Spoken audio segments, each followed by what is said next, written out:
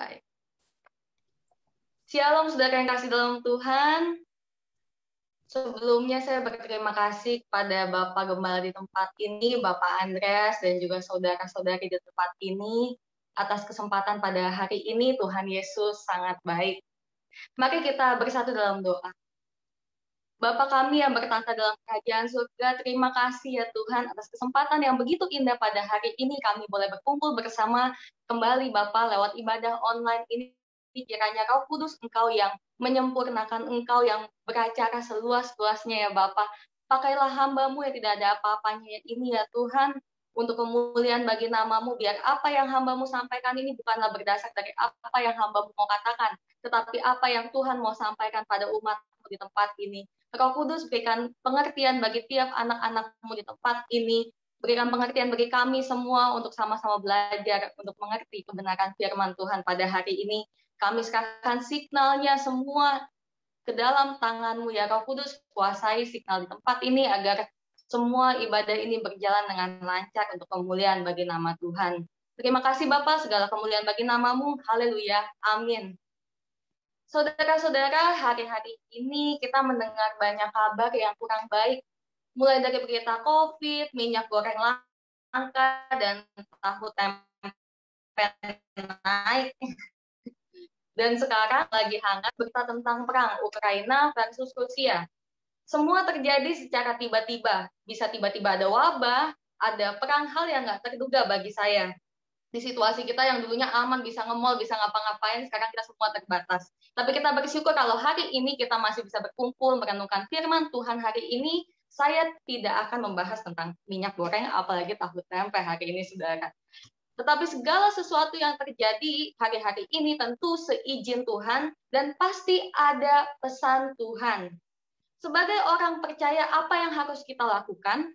Kita nggak bisa mengubah keadaan di luar sana, tetapi kita harus meresponinya dengan hikmat Tuhan, sesuai dengan firman Tuhan. Mari kita baca bersama dalam Matius 24 ayatnya yang ke-6 sampai yang ke-8. Saya akan bacakan bagi saudara. Kamu akan mendengar deru perang atau kabar-kabar tentang perang, namun berawas-awaslah, janganlah kamu gelisah. Sebab semuanya itu harus terjadi, tetapi itu belum kesudahannya. Sebab bangsa akan bangkit melawan bangsa, dan kerajaan melawan kerajaan. Akan ada kelaparan dan gempa bumi di berbagai tempat. Akan tetapi semuanya itu barulah permulaan penderitaan menjelang zaman baru.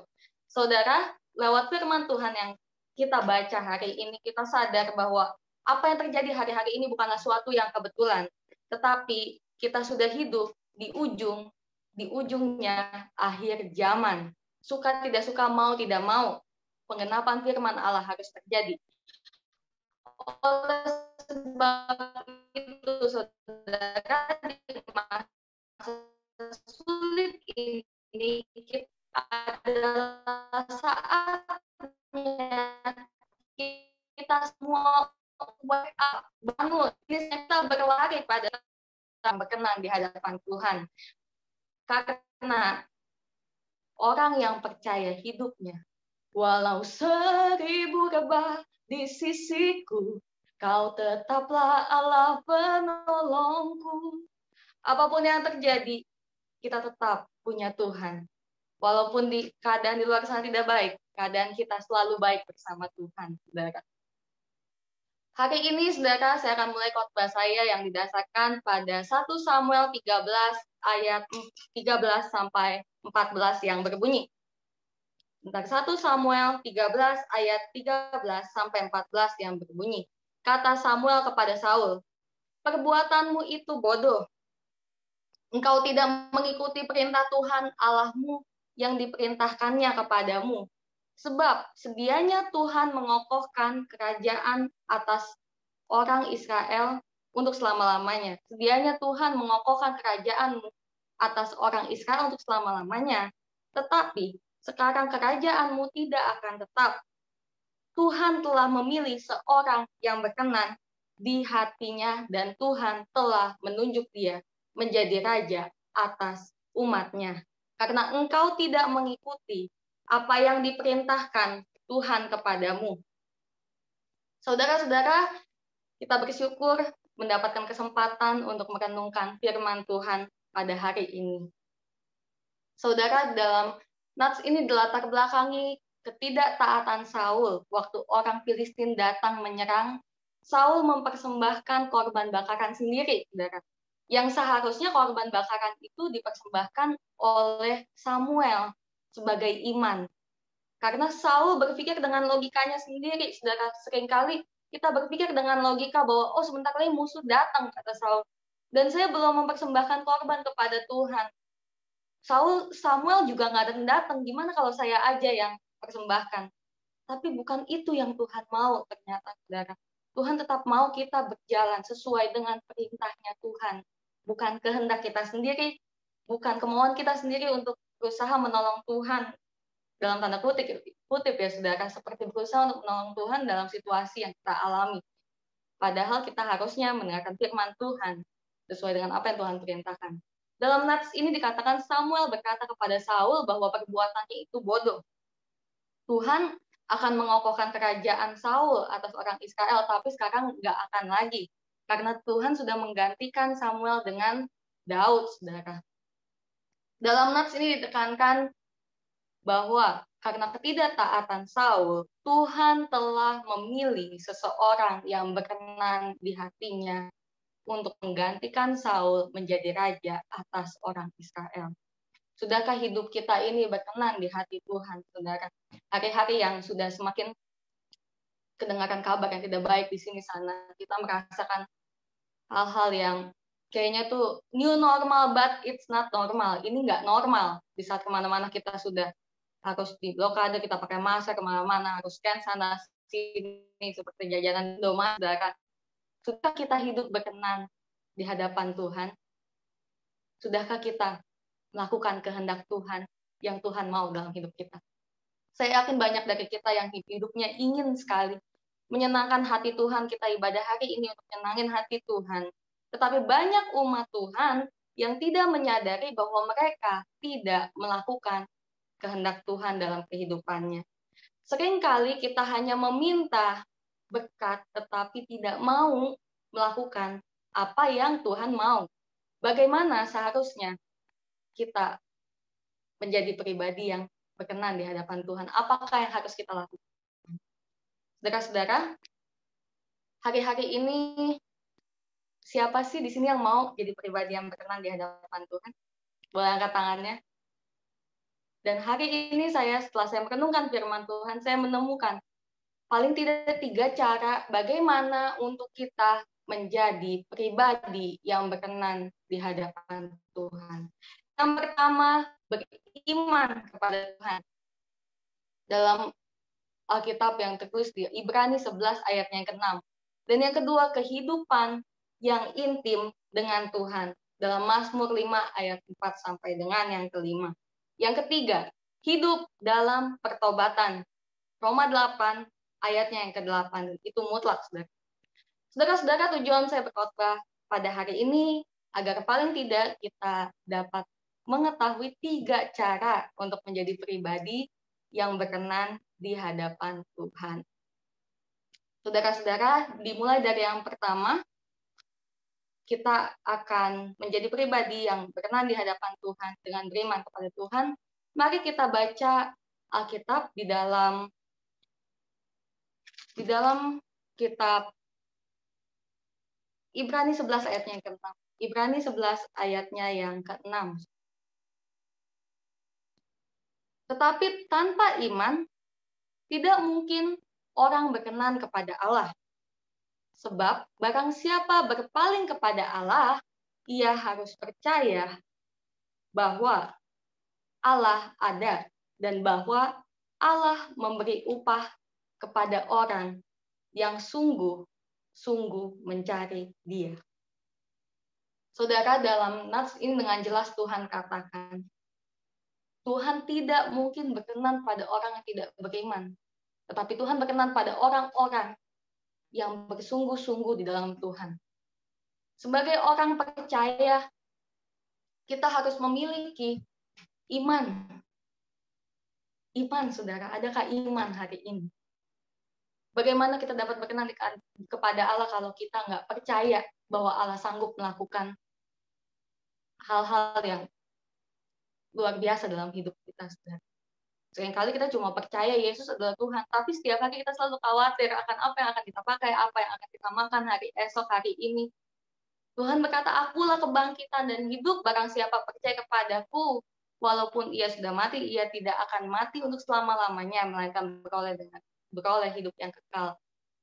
Saudara, banyak hal yang saya alami dalam hidup saya. Di masa muda itu masa yang penuh dengan pemberontakan, sungut-sungut, kalau keadaan nggak sesuai dengan apa yang saya harapkan. Saya seringkali, Tuhan, kenapa semua ini terjadi?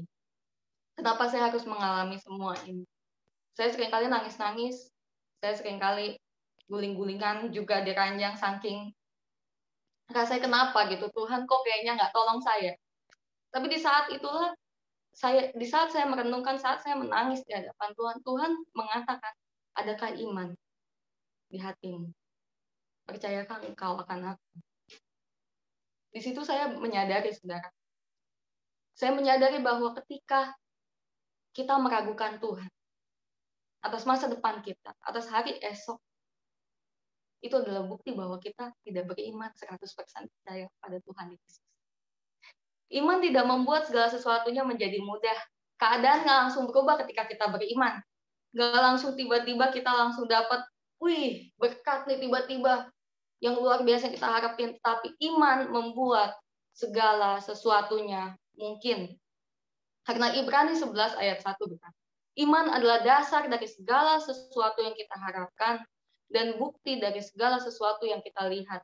Itu ayat yang sangat saya suka dari zaman saya sekolah minggu, saudara. Tapi dalam kehidupan nyata, seringkali kita merasakan banyak tekanan, banyak hal yang terjadi di luar dari apa yang kita harapkan. Dan di saat itu, iman kita diuji. Apakah kita akan bersungut-sungut? Seperti ketika bangsa Israel di padang gurun, saudara. Bangsa Israel merasakan begitu banyak mujizat di tanah Mesir. Kurang apa? Tuhan lewat Musa sudah kasih sampai air menjadi darah. Itulah untuk Mesir, anak sulung mati, anak Israel tidak. Bahkan lautan Tuhan belah untuk bangsa Israel menyeberangi Laut Merah. Tetapi Israel masih bersungut-sungut pada saat dia kehausan, pada saat dia merasa nggak nyaman, mulai rasanya kok Tuhan ninggalin kami, nggak melihat kebaikan Tuhan di belakang. Kalau Tuhan sudah menolong, Tuhan sudah menolong di hari-hari kita sebelumnya, Tuhan sudah memperlihatkan kuasanya pada kita sebelumnya. Nafas aja mujizat loh, saudara. Banyak orang yang hari-hari di rumah sakit, kesulitan nafas, beli oksigen, saudara. Saudara saya sedang mengalami sakit di ruangan ICU hari-hari ini karena COVID, saudara. Oksigen itu mahal, saudara. Kalau hari ini kita masih hidup, nafas masih Tuhan berikan, itu artinya Tuhan masih memberi kita kesempatan. Tuhan masih memberi kita mujizat hari ini. Karena nafas adalah sebuah mujizat. Namun seringkali kita lupa saat rasanya seperti yang Ibu tadi sampaikan, saya terberkati lewat kesaksiannya.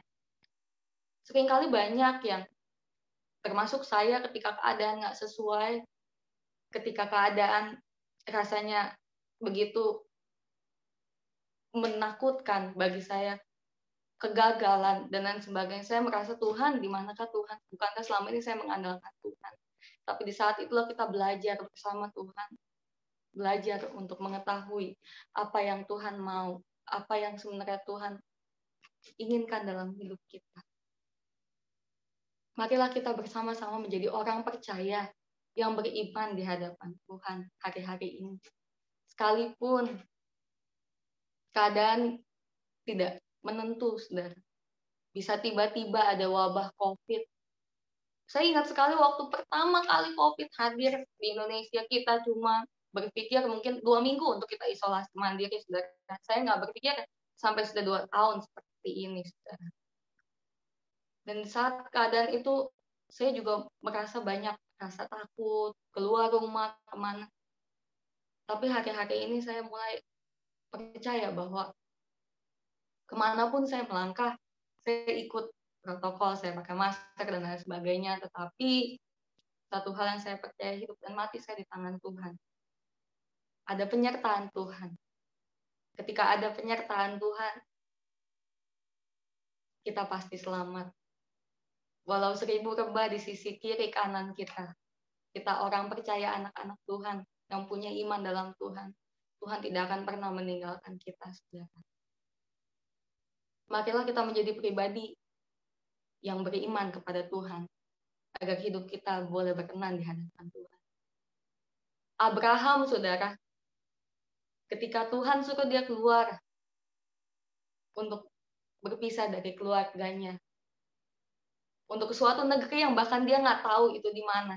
Tapi Tuhan bilang, Abraham pergi, dan Tuhan akan membuat anak cucumu bertambah banyak, memenuhi bumi, Tuhan akan memberkati. Abraham nggak tahu saudara mau kemana, tapi ketika Tuhan yang menuntun, Abraham punya iman yang luar biasa, keluar dari zona nyamannya.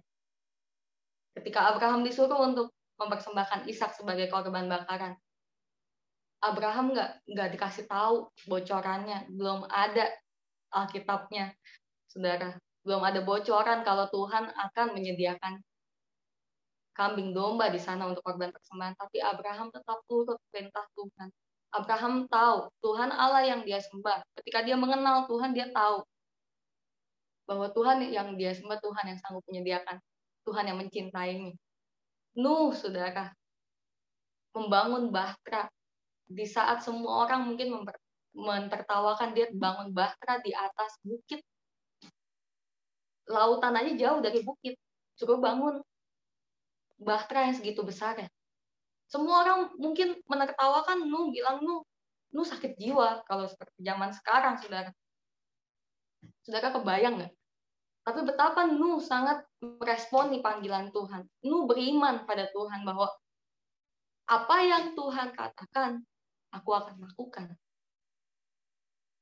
Dan di saat itu karya penyelamatan Tuhan terjadi atas Nuh dan keluarganya, saudara. Hari-hari ini sangat penting untuk kita beriman pada Tuhan. Karena tidak ada lagi dasar untuk kita berharap, tapi kita dapat berharap pada Tuhan. Amin, saudara.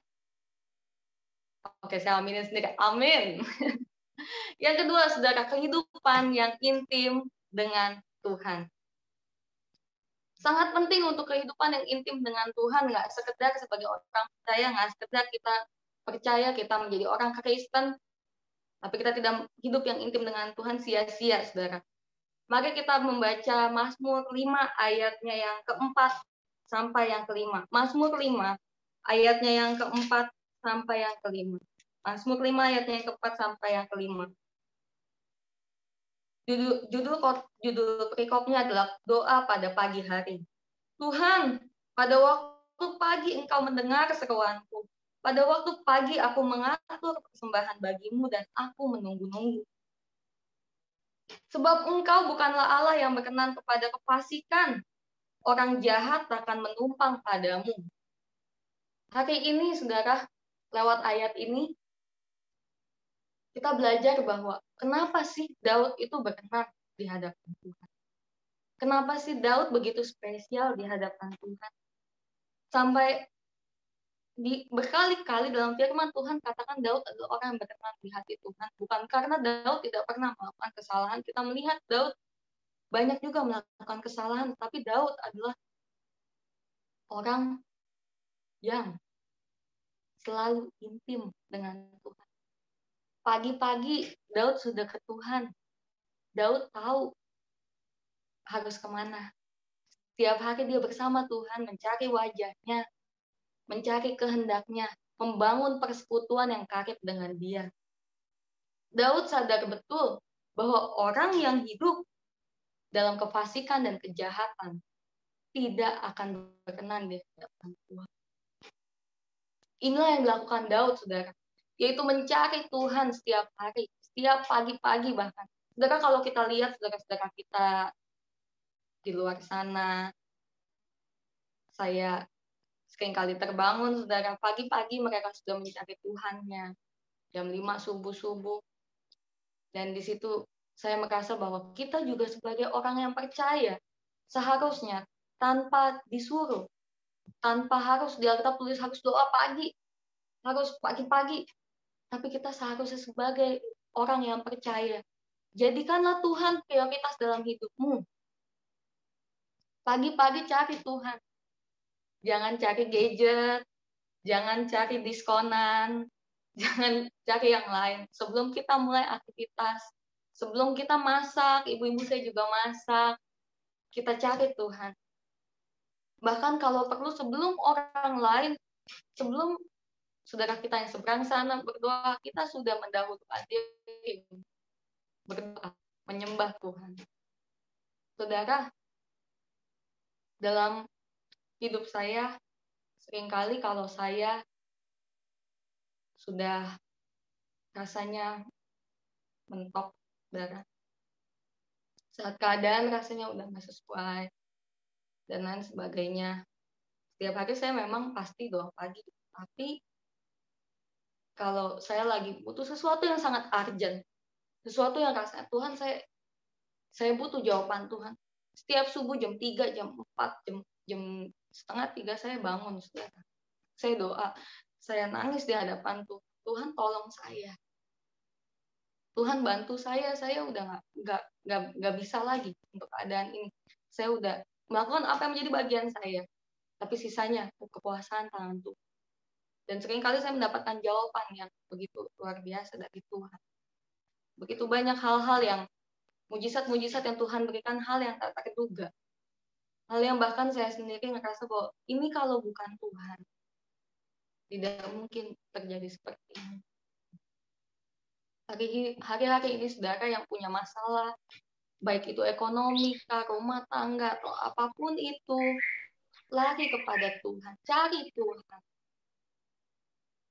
Cari dia terus, saudara.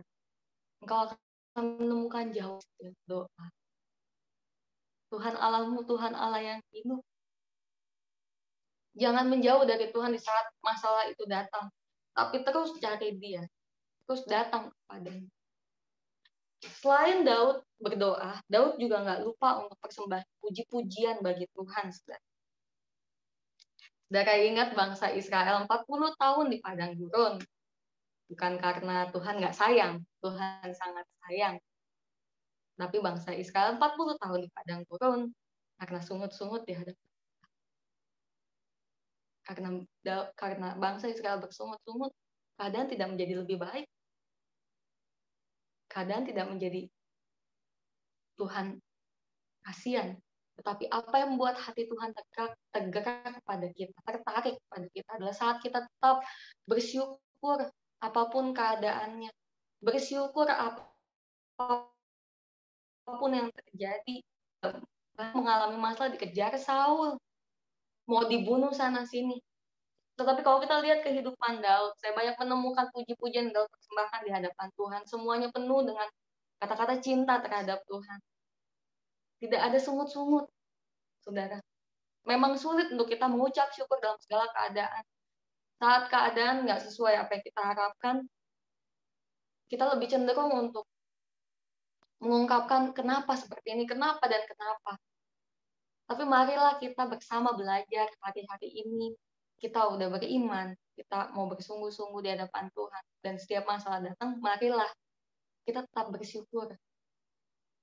Kita tetap selalu puji Tuhan. Apapun yang terjadi, karena kita tahu Bapa kita yang mengatur hidup kita. Ku mau selalu bersyukur, selalu bersyukur. Kau Tuhan yang setia, yang selalu menopang. Apapun yang terjadi, saudara, ingat Tuhan selalu menopang.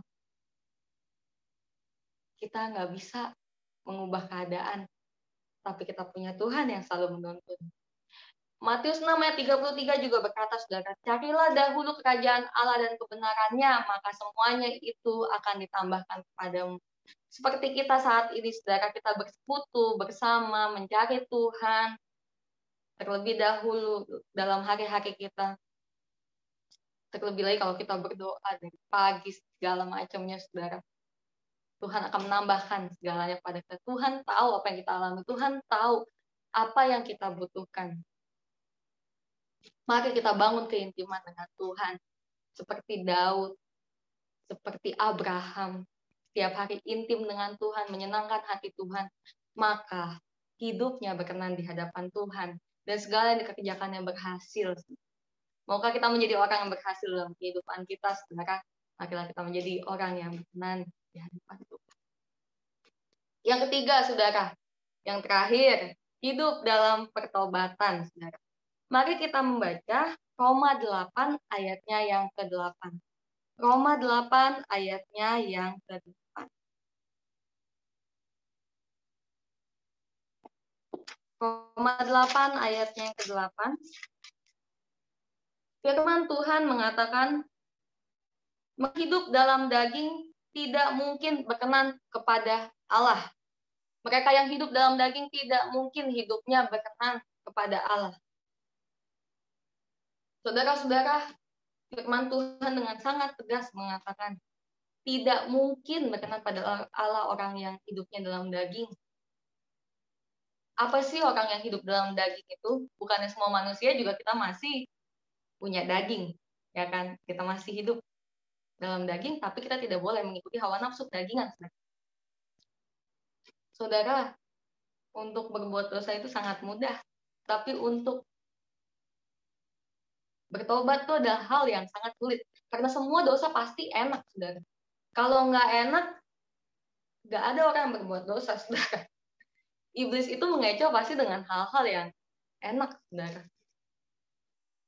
Kalau waktu saya sekolah, paling enak kalau ujian, tahu bahan, tahu contekan yang pas. Enak, saudara, tapi endingnya sesat. Endingnya ketika kita lulus, nggak bisa apa-apa juga, karena semua penuh dengan contekan. Sama kayak dosa, saudara. Enak kok nipu. Enak kok yang namanya pergaulan bebas, dan lain sebagainya. Semua jenis-jenis dosa itu nggak ada yang ketika kita jalani nggak enak. Tapi ujungnya menuju kepada kebinasaan yang kekal, saudara. Bohong itu enak, saudara. Bohong tuh, kalau kata teman-teman saya, dosa tuh nggak bejendol, saudara.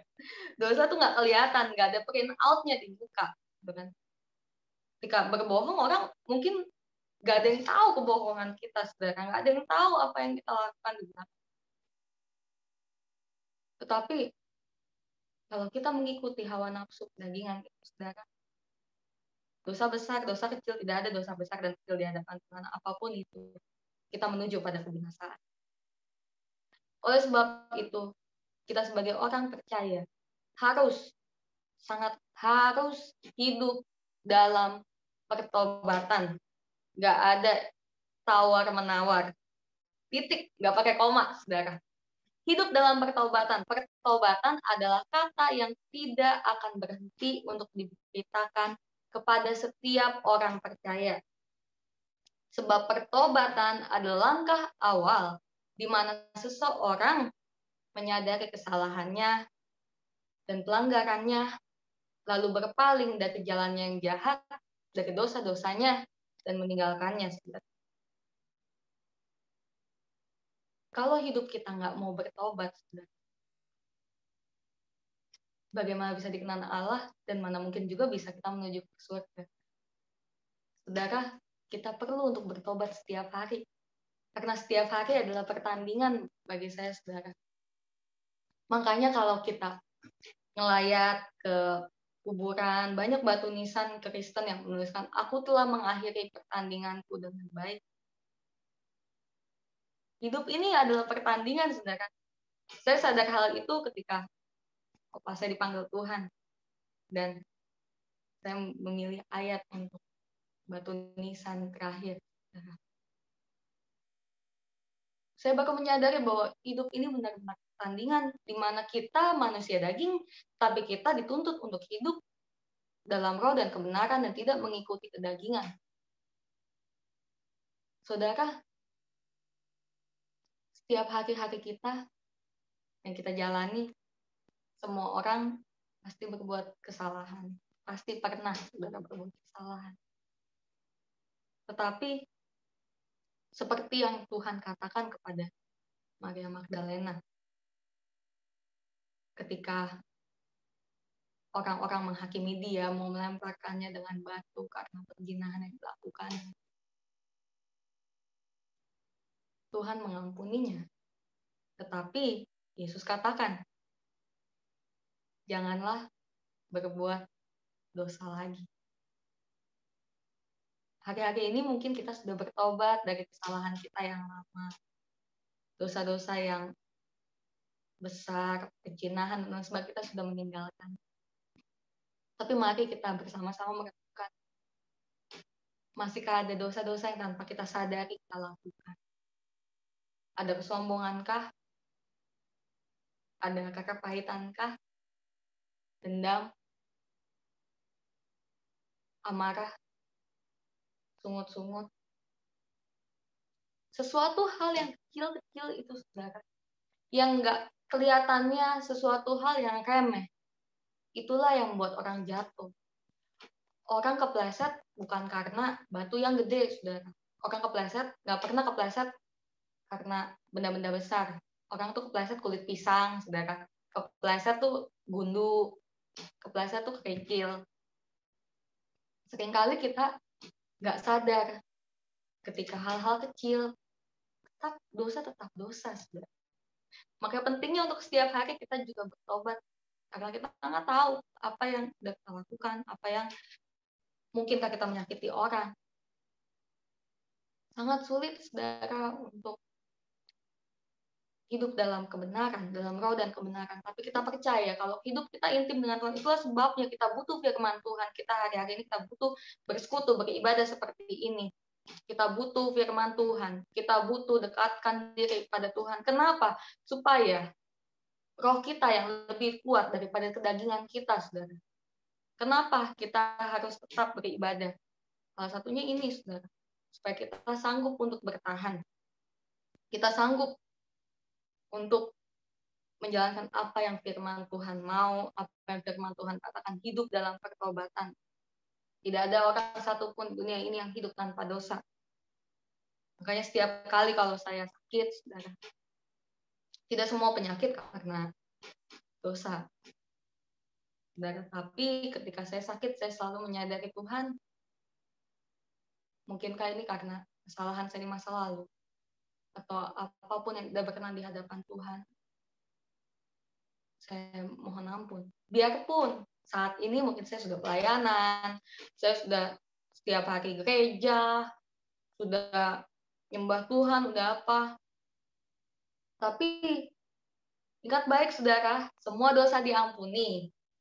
Ya, tapi semua dosa bayar, saudara. Dan iblis itu adalah rentenir yang sangat kejam. Ketika kita berbuat dosa, dosanya 1.000 rupiah, bayarnya bisa 10.000, saudara. Dan sebab itu kita butuh Tuhan setiap saat, menebus dengan darahnya yang kudus, mematahkan setiap kutuk ikatan dosa, mematahkan setiap kutuk-kutuk kegagalan, kutuk yang dari nenek moyang, dari kesalahan kita sendiri, saudara. Itulah kenapa saya seringkali ketika Tuhan izinkan ada sakit dan lain sebagainya, saya selalu memikirkan, Tuhan, apakah ini saya ada salah di hadapan Tuhan? Dan lain sebagainya. Saya percaya penyakit bukan dari Tuhan, tapi daripada iblis. Tapi Tuhan mengizinkan saya sakit. Saya tetap mohon ampun pada Tuhan atas apa yang telah saya lakukan yang mungkin saya nggak sadar. Saya percaya Tuhan menyembuhkan. Itu yang selalu dalam pikiran saya kalau saya lagi sakit, dalam kelemahan tubuh. Jangan pernah, saudara, ketika kita sakit, terus kita sungut-sungut, Tuhan kenapa nih saya sakit? Saya kan udah pelayanan Tuhan, majelis saya Tuhan, tiap hari saya di gereja, kurang apa? Saya sama orang miskin, saya ngasih duit. Saya sama orang miskin, saya baik banget, saudara. Saya baik banget Tuhan sama orang-orang yang kesusahan. Saya selalu bantu orang sakit, saya doain. Tapi kenapa saya sakit? Saudara, tetap bersyukur.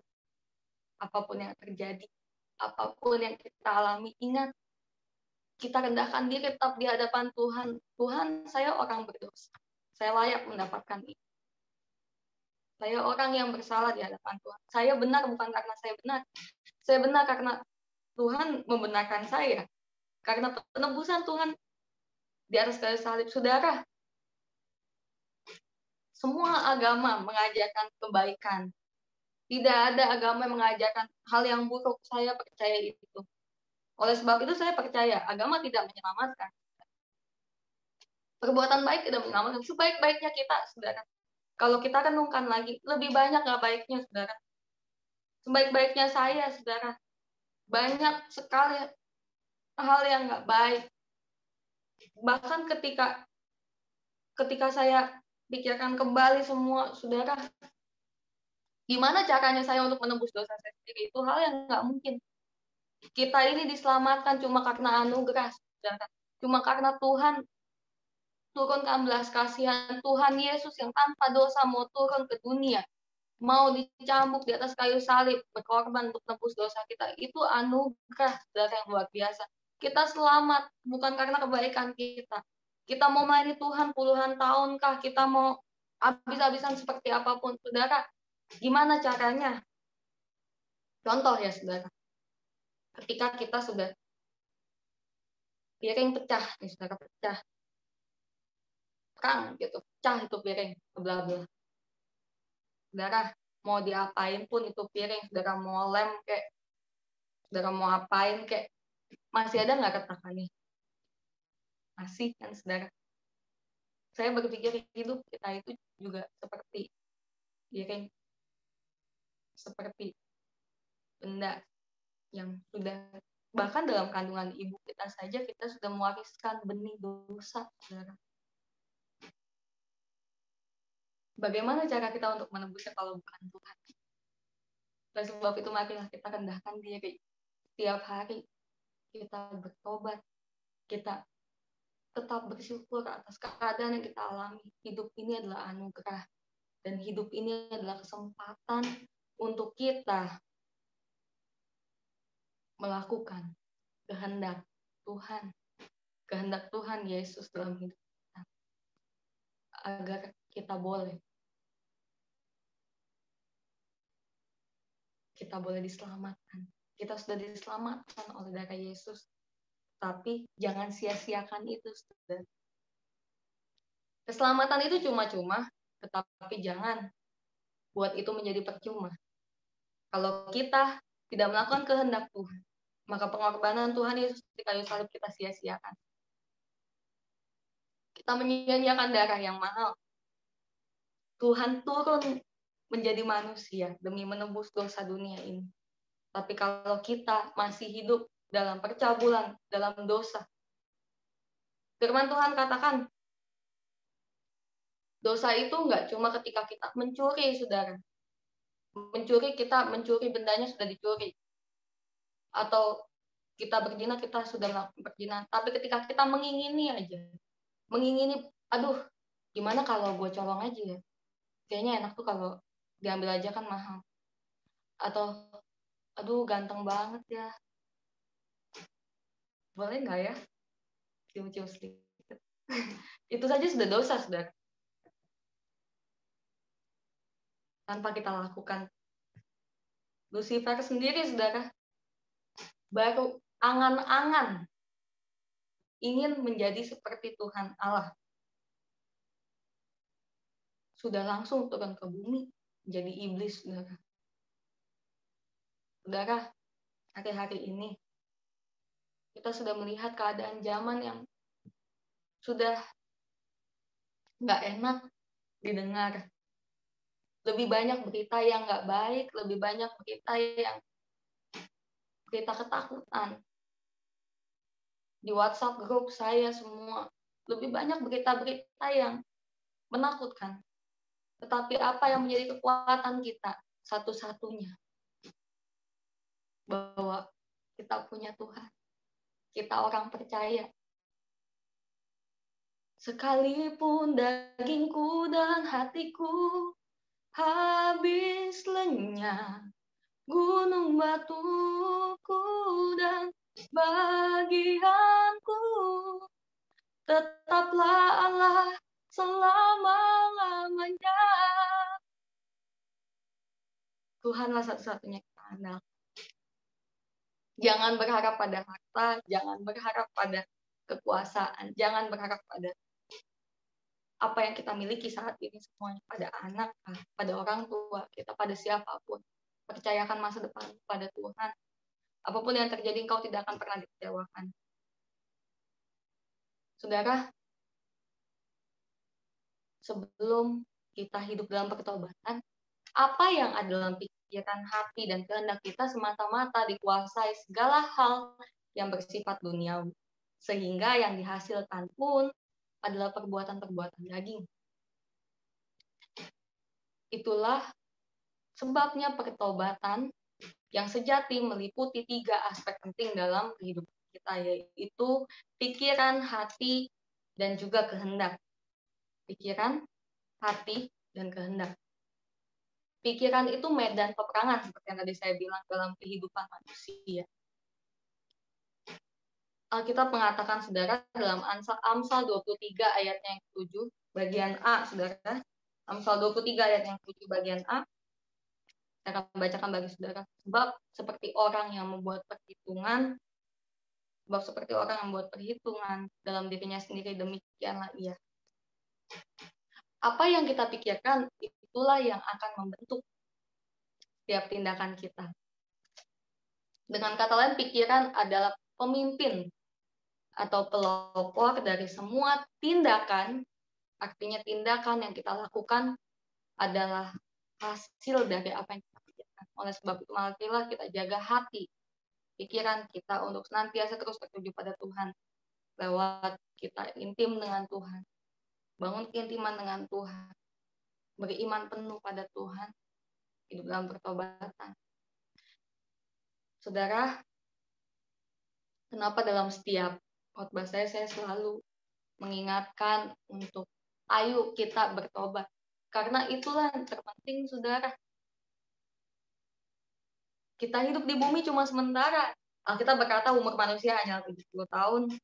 Sisanya hanyalah sengsaraan, saudara. 70 tahun lewat, itu anugerah lah dari Tuhan, saudara.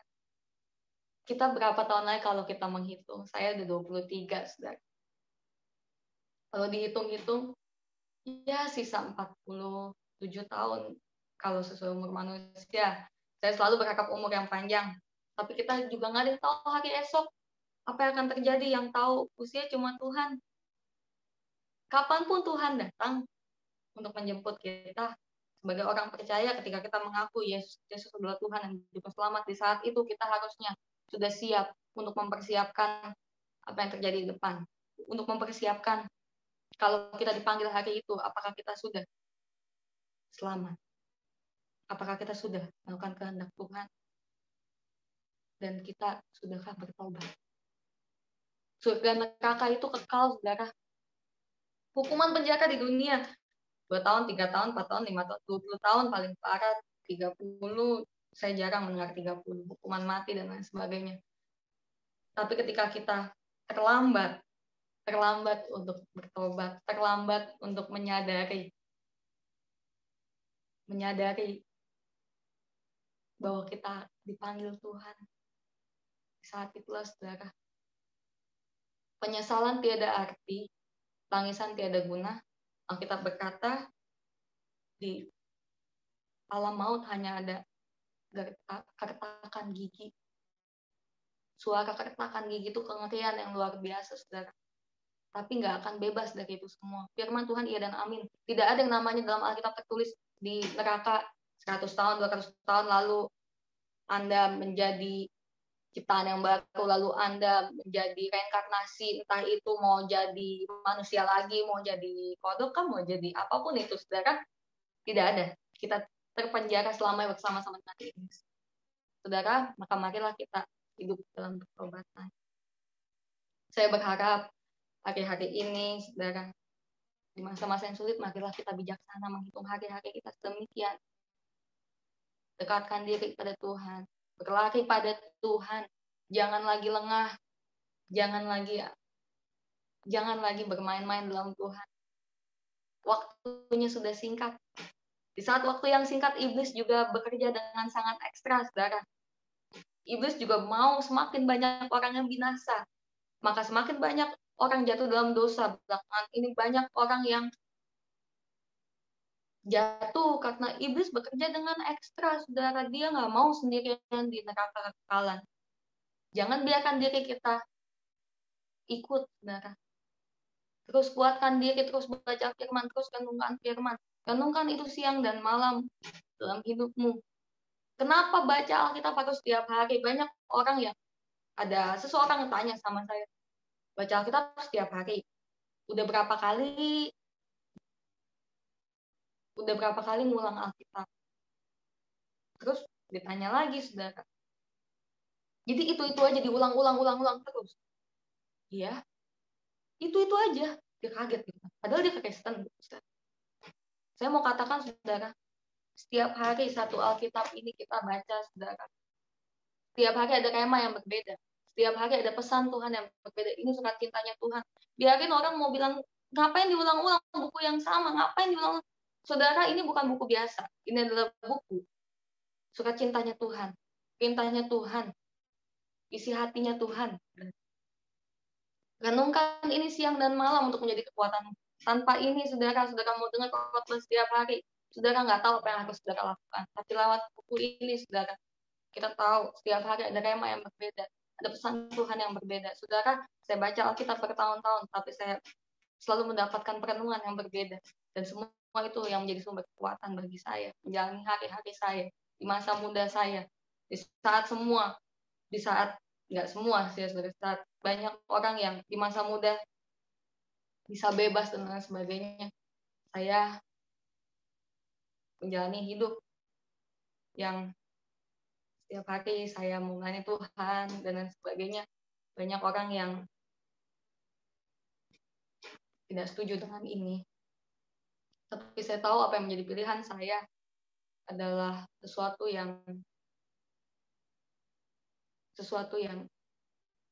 kehormatan bagi saya. Karena saya tahu saya melayani Raja di atas segala raja. Allah yang punya surga, bumi, dan segala isi. Maka saudara, hari-hari ini mari kita menjadi pribadi yang berkenan di hadapan Tuhan. Khotbah saya hari ini sudah selesai dengan judul pribadi yang berkenan di hadapan Tuhan, yang didasarkan pada Kisah Para Rasul 13 ayat yang 22. Marilah kita menjadi pribadi yang berkenan di hadapan Tuhan. Dan tadi setelah kita merenungkan, membaca beberapa bagian Alkitab, kita telah menemukan 3 hal untuk menjadi pribadi yang berkenan di hadapan Tuhan, yaitu yang pertama beriman kepada Tuhan, dalam Ibrani 11 ayatnya yang ke-6. Yang kedua, kehidupan yang intim dengan Tuhan, dari Mazmur 5 ayatnya yang ke-4 sampai yang ke-5. Dan yang ketiga, yang paling penting, hidup dalam pertobatan, dalam Roma 8 ayatnya yang ke-8. Kiranya firman Tuhan yang kita renungkan hari ini menjadi berkat dan penghiburan bagi kita semua. Tuhan Yesus memberkati. Shalom, terima kasih.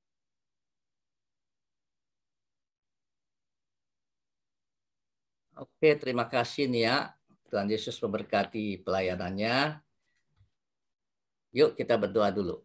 Bapak, terima kasih di mana kami sudah mendengar firman Tuhan yang luar biasa, dan Kau pakai hamba-Mu ini yang masih muda belia. Engkau pakai dia sebagai alat kemuliaan, dan hamba percaya ada urapan mengalir terus dalam hidupnya. Hingga apa yang disampaikan firman Tuhan ini sungguh-sungguh menjadi berkenan dalam hidup kami masing-masing dan menjadi pelaku firman. Ya Bapak, berkati kehidupan Nia dimanapun dia berada, dan juga omanya, papa mamanya, dan saudara-saudaranya. Dan juga kami percaya firman Tuhan ini berlaku buat kami semua, sehingga siapapun orang yang mau berkenan di hadapan Tuhan, pribadi yang dinilai Tuhan, yang menjadi berkenan di hati Tuhan, maka pertama, Tuhan menyatakan dalam firman-Nya harus memiliki iman yang sungguh-sungguh bertumbuh. Yang kedua, bergaulah dengan Tuhan, intim dengan Tuhan. Ketiga, laksanakanlah bahwa kita jangan berandai-andai, harus ada pertobatan yang sesungguhnya. Terima kasih firman-Mu ini Kami percaya firman ini menjadi berkat buat kami di dalam nama Yesus. Haleluya. Amin.